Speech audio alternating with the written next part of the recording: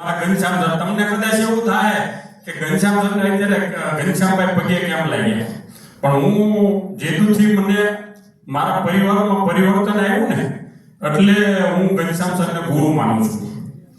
પછી અત્યારે મને કદાચ આમ દુઃખ થાય છે પણ ખુશીનું દુઃખ છે. આ મને જે દુઃખ છે ને અને આ જે કોમ્યુનિટી મને મળે ને એ ખરેખર મને એમ થાય કે આ કોમ્યુનિટી નથી, આપણો પરિવાર છે. આ અત્યારે બેઠા ને 700 જણા મારો પરિવાર છે.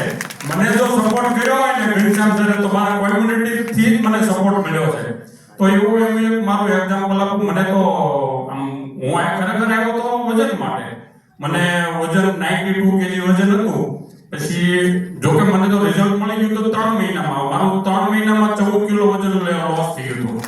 પણ છતાં બી મેં ચાલુ રાખ્યું. અને ચાલુ કેવું રાખ્યું સર વગાસ્યા સર? ચાલુ મેં કેવું રાખ્યું કે એક પણ દિવસ મારી એબસન્ટ નહીં. કોમ્યુનિટીની અંદર હું જાઉં છું અને ઘનશ્યામ સરની પાસે જ જાઉં છું. અને ઘનશ્યામ સરને તો હું ગુરુ જ માનું છું. જ્યારે મને આવો ચાન્સ મળે ત્યાં મને બોલાવે કોઈ રિઝલ્ટ શેર કરવા કે કંઈ બોલવા માટે કે કંઈ પેલું, તો ઘનશ્યામ સરને હું ગુરુ જ માનું. અને પહેલા હું એમના શરણ પર. એ તમારી એક ભાવના છે, બટ એક્ઝેક્ટલી તમે તમારા દીકરાને શા માટે મદદ કરી અહીંયા આવવા માટે?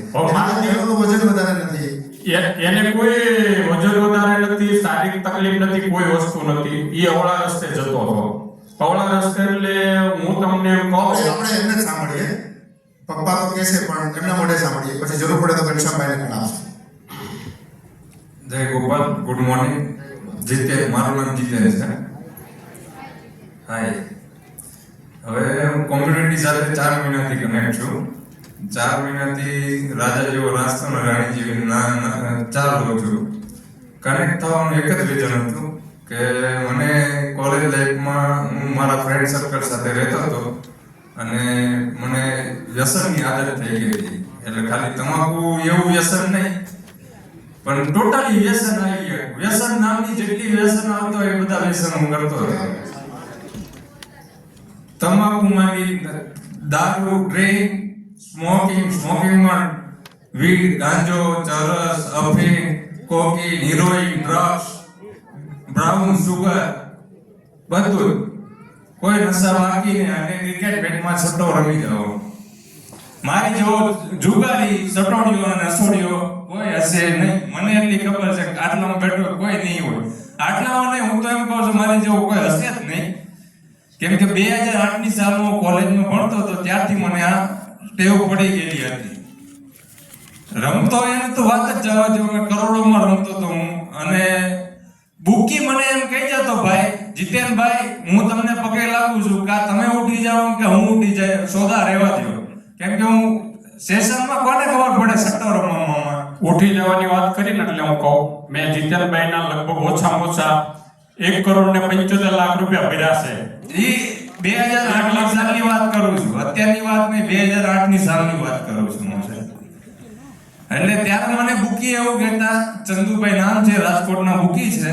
એ ભાઈ મને પગે લાગતા, મને કે હું ઉઠી જાય કે તમે ઉઠી જાઓ. ભાઈ આટલા બધા શોટ મારોમાં રહેવા દો. મારા લાઈનમાં સોદા પડતા હોય કે 5 પેટી અપ કરો, 10 પેટી અપ કરો લાઈનમાં.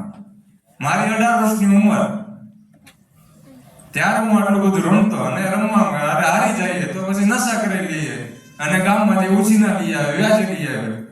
હવે મારી 18 વર્ષની ઉંમરે મને 1.5 કરોડ રૂપિયા કોણ આપે? અત્યારે 5,000 રૂપિયા લેવા જાવ તો કોઈ મળે છે? કોઈ આપે? તો મારી ઇજ્જત નહોતી કાંઈ, એ તો મારા ફાધરની ઇજ્જત હતી. એટલે મને મળ્યા કોલેજ લાઈફની અંદર. 18 વર્ષની ઉંમરમાં મને 1.5 કરોડ રૂપિયા મને દેવા એટલે કોઈ નો આપે ને સાહેબ. એટલે આવી બધી આદતો હતી. મારા મેરેજ પણ થયા પણ તોય પણ હું સુધરો નહીં. મેરેજ પછી પણ મેં ચાલુ રાખ્યું. મારે એક સંતાન પણ છે, એ અત્યારે 8 વર્ષનો છે. મારે સંતાન છે અને મારે ડિવોર્સ પણ થઈ ગયો છે.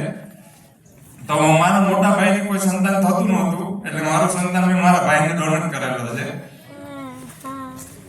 એટલું બધું વાત કરવું પડે.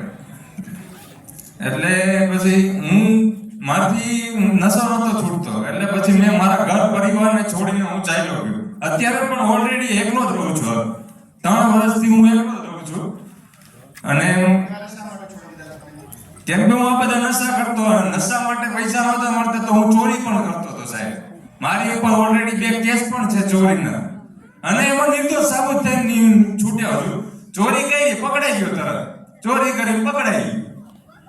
કા પૈસા વાપરવા નથી, મારું તો બધું જમા કરાવી દીધો, નિર્દોષ સાબિત થઈ ગયો અને છૂટી ગયો હું. હા, વર્ષ જેલ કાપી.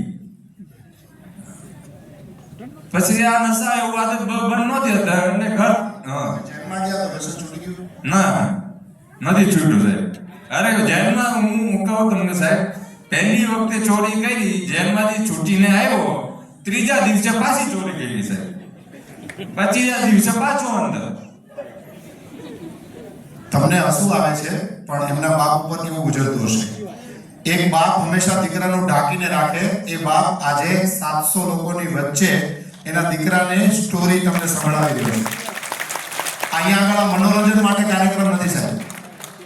જો તમારા દિલમાં અંદર રામ વસતો હોય ને, તો આપણા સમાજના, આપણી આજુબાજુના ઘણા બધા એવા દીકરા દીકરીઓ, હા ભાગમાં બોલું છું આ બધું, હું આ ફિલ્ડમાં 14 વર્ષથી છું. અમારું મિશન છે ચેન્જિંગ પીપલ લાઈફ.